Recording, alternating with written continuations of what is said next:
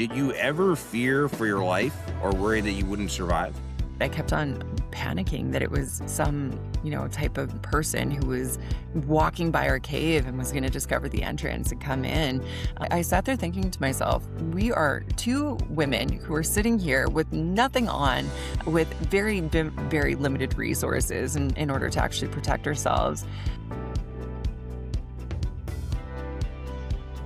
Hello, everyone, and welcome back to the Leverett Ball Show. And on this episode, I'm joined by Elise Featherstone. And reality TV fans, you know her well from her time on Naked and Afraid. And she was also a contestant in Miss Universe Canada. And Elise, how are you? I'm doing good. Yeah. Thanks so much for having me join here as well. Excited to be here. So life is good.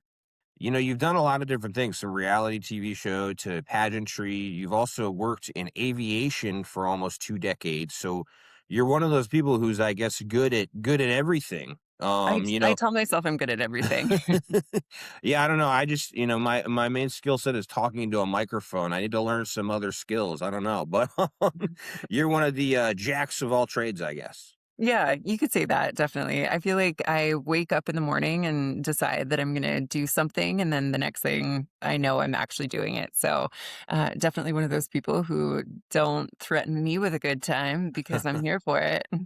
Absolutely, absolutely. And obviously I mentioned your time on the reality show Naked and Afraid. And I mean, that must have been an intense experience. You were left in the wilderness in Colombia with no food, no clothes, and just a few tools to use for survival. I mean, how did you first get interested in doing that? That's a great question.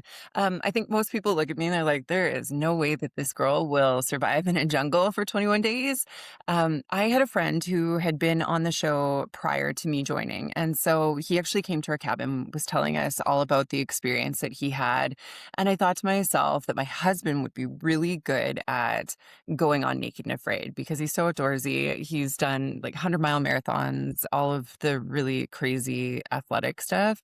But I know him and he would never ever fill out an application. And so I saw that they were casting and I thought that I was going to submit an application for him. And I'm filling out the questionnaire and I kept on thinking, I've done a lot of this stuff. Like, if he can do it, so can I. And so I hit submit on his and then I filled out an application for myself. And sure enough, I was called literally a week later, if that, to go through the interview and casting process of it. And within a month, I was on an airplane heading off to Colombia. So it was a pretty quick turnaround time.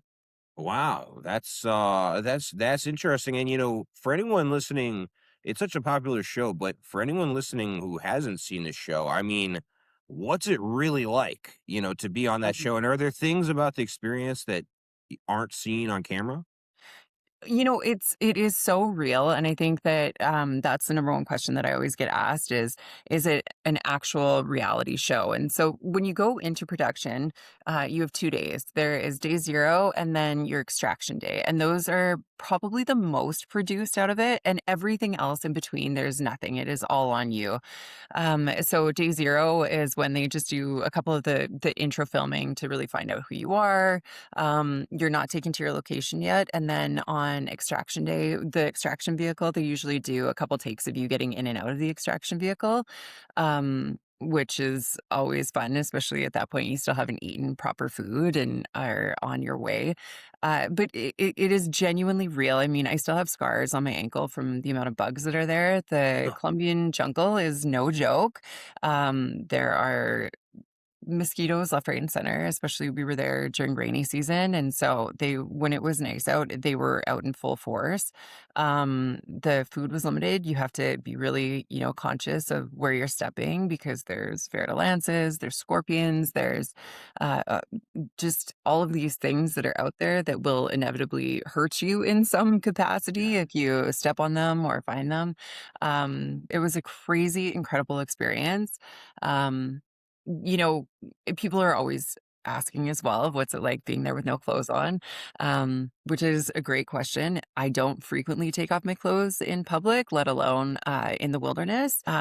While you're out there in the actual jungle with no clothes, it's your first actual shelter. And so the premise of the show is to really bring you back to nothing, and you have to survive with absolutely nothing. And yeah, it was incredible, crazy, incredible, fun in a weird way, and definitely makes you realize how strong you are as a human being. Right, absolutely, and maybe you even surprised yourself with how well you handled it, and, Totally. you don't know how you're gonna react until you get into that situation, and maybe you even, impressed and surprised yourself with how well you handled it, and, I mean, obviously, there are the various physical challenges, and there's also just the nudity aspect of it, which people have to get comfortable with. Was there ever a point after you got the opportunity to go on the show when you thought maybe you shouldn't do it? I really, um so I think I did quite well in the show, and, by that, I mean, I didn't get emotional. There was one time that I got emotional, but it was just because of the death, may it rest in peace, of a little animal. Outside of that, I was very conscious that I wouldn't, go down that rabbit hole, that, like, big spiral of thinking, "I can't do this," or "I shouldn't be doing this," and, yeah, I think for me, the one time that I was like, "Oh, no, what have I gotten myself into?" I was sitting in the Houston airport because I had connected through there to actually go to Colombia, from home, and it was a 4-hour sit in between my flight and flying off to Colombia, and I actually thought there for a second, and I was like, "What am I doing?" I'm not gonna see my kids for an entire month. I won't talk to them. What am I getting myself into? And you crazy person, this is completely out of your wheelhouse. But yeah, I was so focused on my mindset of saying that I can do this, I'm going to do this, to the point where it got down to they would have had to drag me out of there. I mean, there's no prize money at the end for surviving either. It is just a badge of honor. I think that you get to pat yourself on the back with, and yeah, it was pretty incredible. But Wow. I think, yeah, and it just goes back to mindset, and I talk about that even at work a lot too, is, you have an option to either do it or not do it, and it's really depending on how you show up and how you choose to show up. There's gonna be consequences, there is gonna be hardship, but it's all just based off of what you are willing to put into it and actually see that outcome, so. No doubt about it, and, you mentioned, you realize you wouldn't be able to see your son for an extended period of time, and if they're not even allowing you to have food or clothes, I'd assume they also don't allow you to have an iPad to FaceTime your son, so, Nope. 100%, and, I mean, was there ever a point in time you're out there in the wilderness with no food, did you ever fear for your life or worry that you wouldn't survive? You know what's so funny? So the food thing actually didn't bother me. I lost over 20 pounds in 21 days, which is wild. It comes back just as quickly as you lose it. I will throw that out there. But yeah, the food thing didn't bug me. I think you get to a point though where even carrying a pot of water, you feel so weak because you just have nothing in you to continue on. At one point in time, the only portion that I would say that I really feared for my life, and this is gonna sound so ridiculous, and my mind was probably playing tricks on me at this point.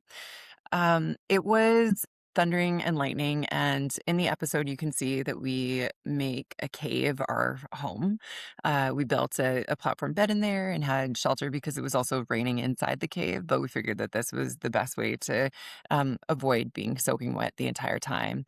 And it got dark really fast there. And so, my partner and I, Gabby, we were sitting on our little platform bed, and all of a sudden, at the cave entrance, it looked like there was flashes of light that was going by. And that was the one point that I was actually quite fearful because production leaves you. You are by yourself. There is nothing like nobody is stopping anybody from entering in that wilderness area. You're pretty remote, so I think that the chances are relatively low of people actually finding it and discovering where you are. But I sat there thinking to myself, we are two women who are sitting here with nothing on, with very limited resources in order to actually protect ourselves. And seeing this flash of light, I kept on panicking that it was some type of person who was walking by our cave and was going to discover the entrance and come in, and do whatever would happen. But turns out it was just flash lightning and it wasn't a person. So I didn't die. I survived. Well, yeah, I mean, I was gonna say if you did die, you're very chatty for a deceased Thank you. person, Yeah. so, Like but, a I mean, you got through it, though, you got through it, yeah. and, I mean, also, though, the show allows people you finished the challenge, but the show Mhm. does allow people the option to quit and drop out. Was there ever a point in time when you thought about dropping out? No. And I say like, like, flat out, I say immediately no to that. And I think part of my success was, being able to really focus on what was beautiful in the surroundings, and that might sound so ridiculous and silly, but what an incredible opportunity that not I think is, like, less than 1% of the population can ever say that they've actually done. And I remember taking it all in, and so even in times because there is a lot of downtime, like, the majority of survival is you, processing wood to make sure that you can actually burn it, trying to find food, trying to find water, and continuing to build your shelter. And so there is definitely that downtime, and you have to rest your body. You're so, you know, lacking any type of nutrients or fuel, that without that moment of decompression, I don't think you would do very well. And so it was right outside of our cave. It was like this rocky area, and there were little puddles of water and some sand. And what I would do is I would just lay there and I would watch these stingless bees collect all the sand, to take back because that's how they build their nest. And I just found it so fascinating, and just seeing, the wildlife and the birds and listening to them, and exploring the area. So I think that there is a difference. Like, you can look at what's not great. I mean, I was covered head to toe with bug bites. I didn't have a full night's sleep in however long. It was cold, it was wet, I was starving. There were definite challenges, so I could face that and focus on that, or I could look at it and say, well, this is what's doing me really well, and this is the success that I'm seeing in it, and this is the beauty of what I'm doing.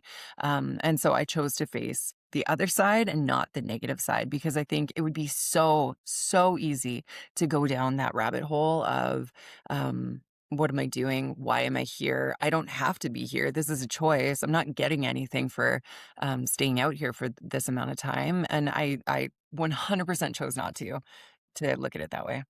Wow, and I mean, obviously you were able to make the most of the experience, and what you said about, telling yourself from day one you weren't gonna quit, I feel as though the people who go into something anticipating potential failure usually fail, and Yeah, your exactly. mindset makes Yeah. such a big difference in the outcome, so I guess part of why you didn't quit is you went into it knowing you weren't gonna quit and telling yourself that, but then, obviously after Naked and Afraid, you were a contestant in Miss Universe Canada, and it's interesting because you mentioned, like, Naked and Afraid, you don't have clothes, you get dirty, you have bug bites all over you, and then you go to Miss Universe Canada where you have, like, really snazzy outfits on, and it's a very different vibe, so how was that transition?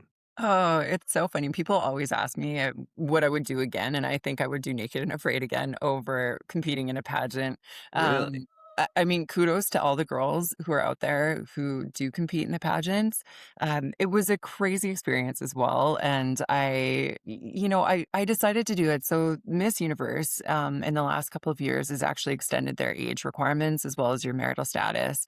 Where before, I think it was you had to be under either 28 or 25. It was something like that.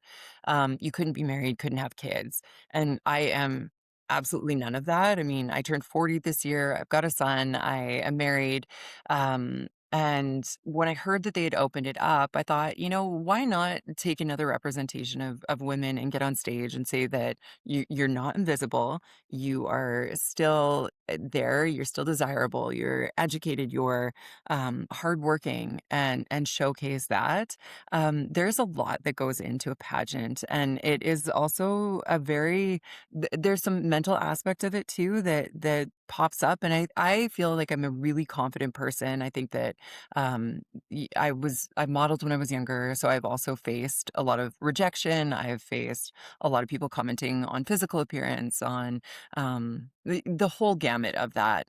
I will also say though that going into a pageant, it is up there and present, and you are being smacked in the face with all of those fears and the anxiety that comes with it, as well as the pressures that you're putting on yourself. Um, so I think it was a different kind of challenge for sure. I did meet some amazing women, and I will also say people look at pageants and they're like, "Oh, they're so subjective," which they are, absolutely. Why would you put yourself into this place? But it's a platform, number one, and number two, there are so many incredible people who sign up for it. I mean, we had people who were competing that were in the STEM program. There was one girl who was trying to become an astronaut.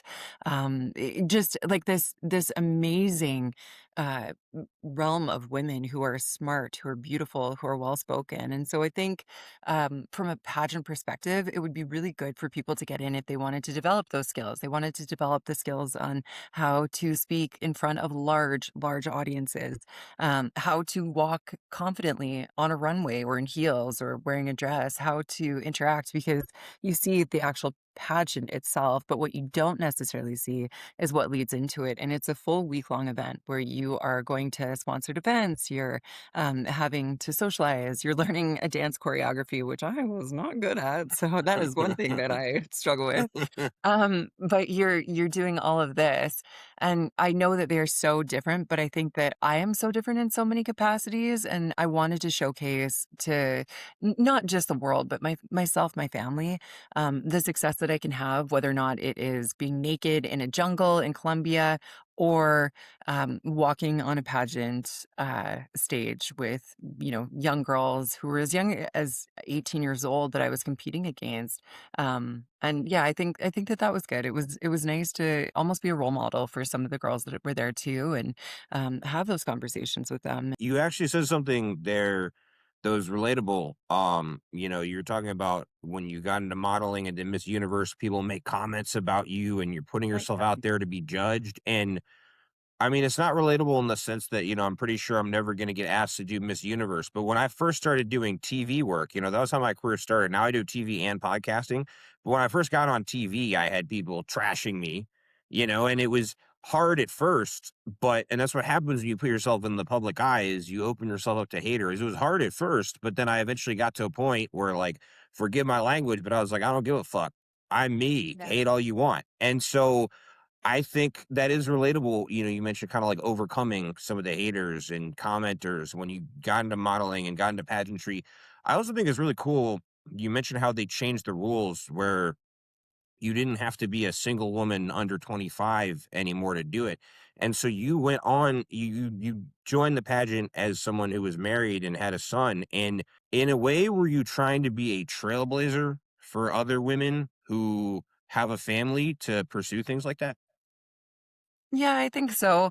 Um, Parenthood is so interesting with the fact that I think, for myself, for a long time, I kind of felt like I just became a mom, and I don't want to say just because there's so much value in raising a small human and really moving on with their life and continuing to support their dreams and adventures. But I think it's so easy to forget who you are as a person.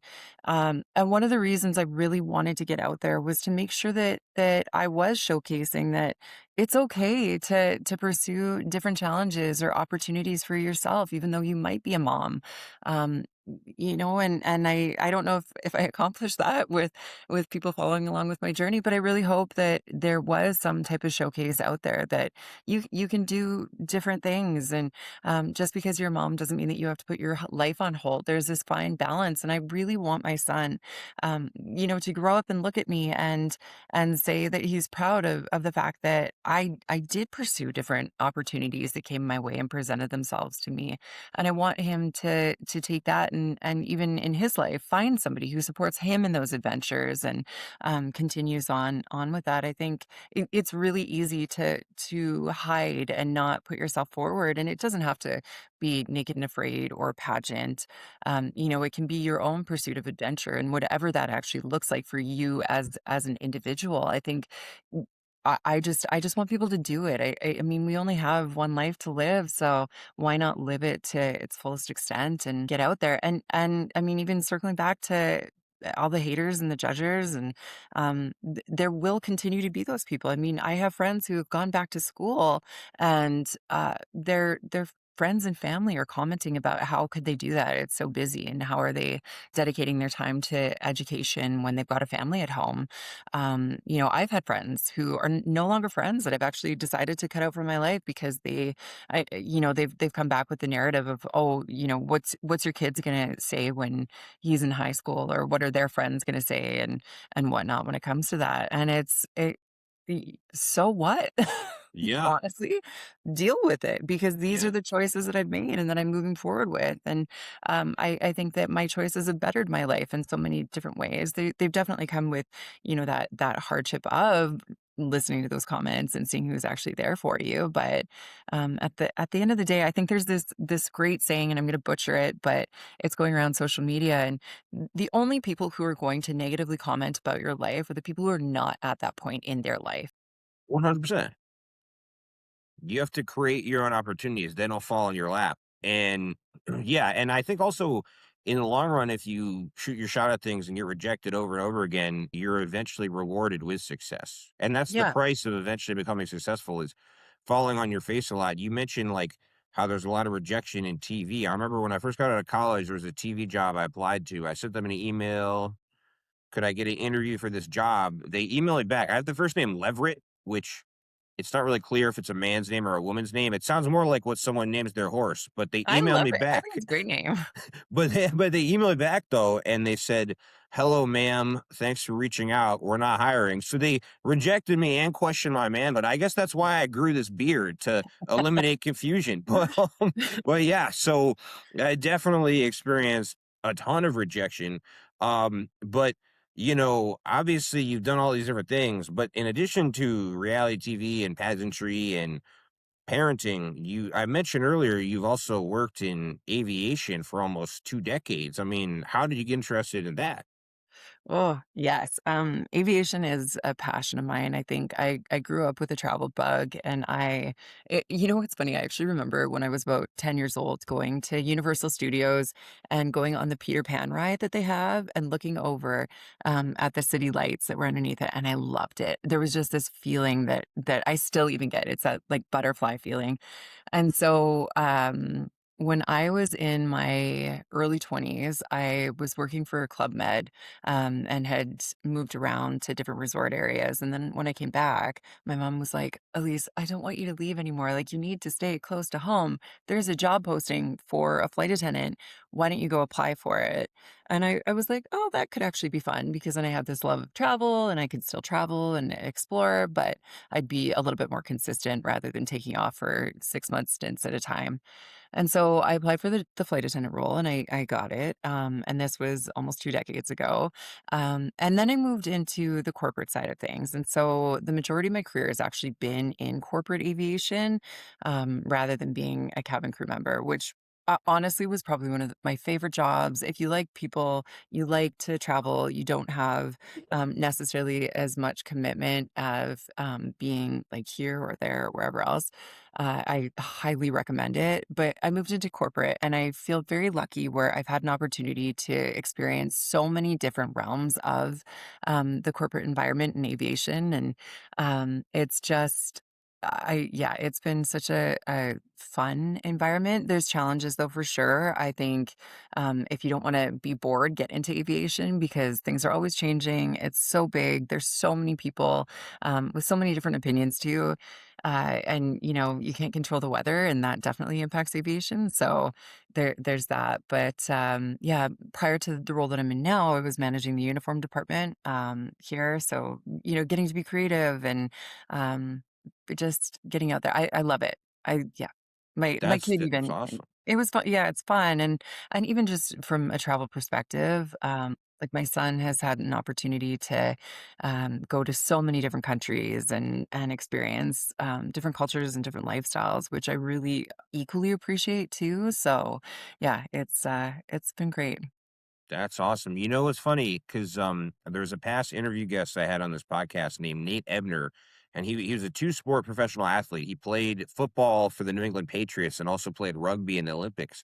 But since retiring as an athlete, he started working in the corporate world in aviation as a VP. So it's interesting, like, this guy was a two-sport professional athlete and, you've done reality TV and pageants. So I guess, does everyone in aviation have a really cool resume?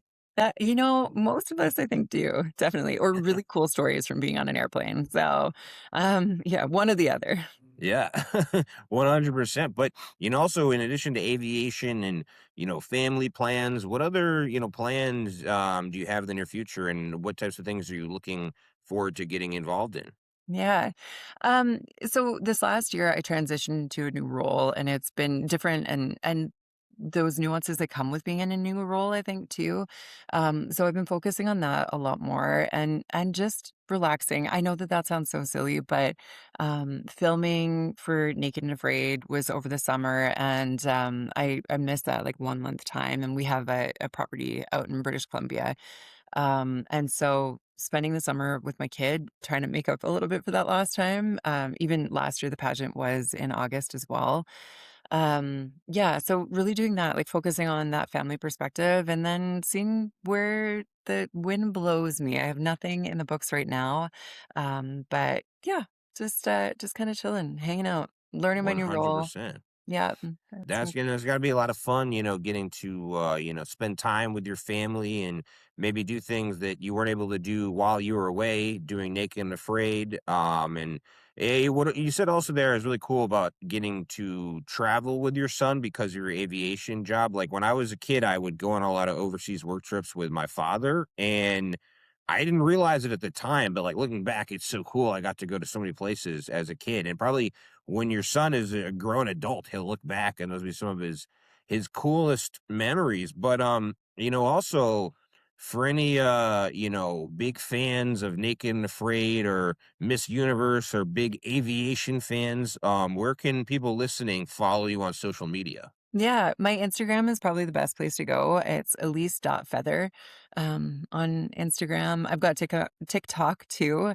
I'm a boring TikToker. I don't know the dance moves, as I, you know, alluded to about my pageant experience. It's about as big as box when it comes to that.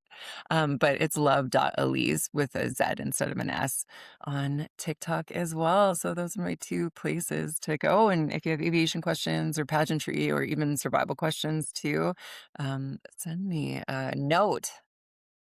Awesome, awesome. And it's you mentioned Instagram's your main social media. People should give you a follow on there. A lot of rappers have gotten popular in recent years on TikTok, but safe to say you won't be making any TikTok rap videos. Never say never. What's so funny? Back in my modeling career, my like number one goal. So I'm just gonna shout this out to the rooftop. I wanted to be in a music video so badly. So if there's any TikTok rappers that are still looking for a 40-year-old lady who can not dance but stands there and I could start a fire. I don't know.